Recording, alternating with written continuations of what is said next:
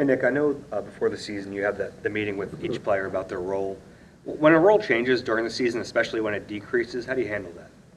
Yeah, again, you talk to everybody, just like just the open lines of communication. Our role meeting is, yes, it's done in private, but it's also done in person, and then you redefine roles as each game comes up, because a little roles change here and there within the game, or part of me, week in, week out. So when you're going over goals, hey, it's important that we stop this guy, and you're going to be responsible for that. So, again, when guys' roles change positively or playing a little bit less or have less, you just communicate everything.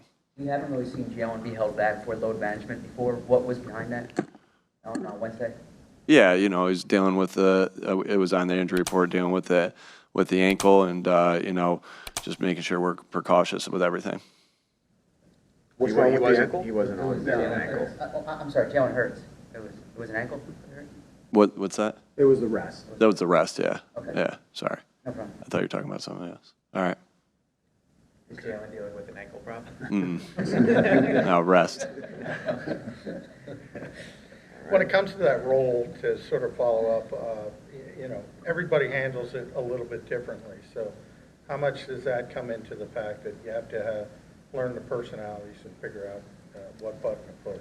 Yeah, again, it's just knowing everybody, and everybody's that has a little bit different personality. Everybody's a little bit different, and just having that communication and knowing the guys at the end of the day is what's the most important. So you're able to communicate that with them. And again, like I don't want to get too much into all the conversations that you have with everybody, but it's again, a lot of it is done in front of the team, as far as, hey, here's what's important for this week as a whole. Here's what's important for you this week as an individual. Again, you can't do that every single week like you do in the preseason, but yeah.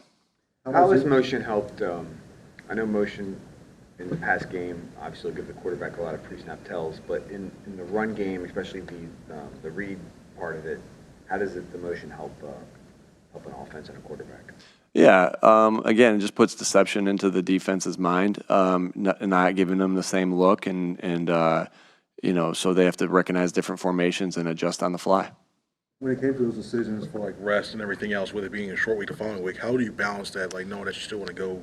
Yeah, everything you do, you're trying to get the guys ready for this game, obviously, but also have the future in mind, whether you have a short week the following week, or a long week, or a night game, or whatever it is. So you're thinking about that with everything that you do. So the rest this week, we do, you look at every single player and you kind of have an individual plan. I think that's why we have such good doctors and trainers and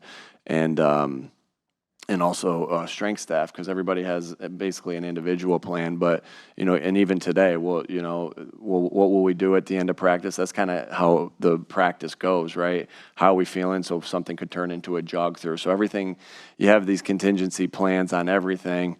What are we going to do in this case? What are we going to do in that case?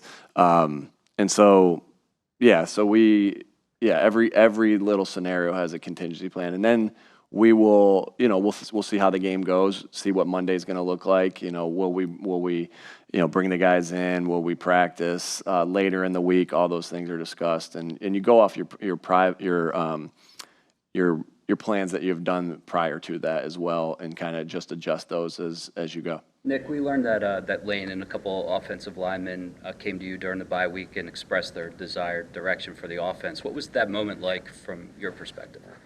Yeah, again, it's everything. I spent a lot of time with Jalen, obviously, during that bye week, and just talking through things. And Jalen had so much good insight. And then, you always listen to your players as far as what they're the ones out there seeing it and feeling it. And so I think it's just good feedback. It's good. That's good organizational. That's just good organizational football, right? Is to be communicating with everyone to get everyone on the same page. I thought it was great productive meetings.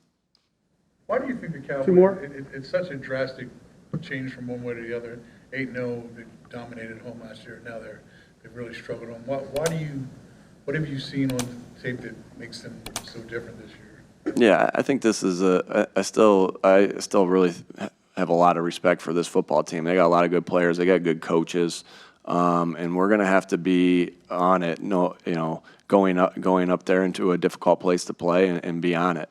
And so we're preparing that way. When we put on tape, you watch tape different ways. Sometimes you watch it in the flow of the game, and sometimes you watch it in as cut-ups. And when you're watching cut-ups, you're like, "Whoa, man, that's a tough one to stop," or this is a tough scheme to stop, or this is a tough player to stop. And so, they have our full attention. This is a rivalry game. This is a big-time game against a big-time opponent. And I don't think I haven't been a part of a team that's won there yet. So that's the goal, to go down there and win against a good opponent. All right. Thanks, folks.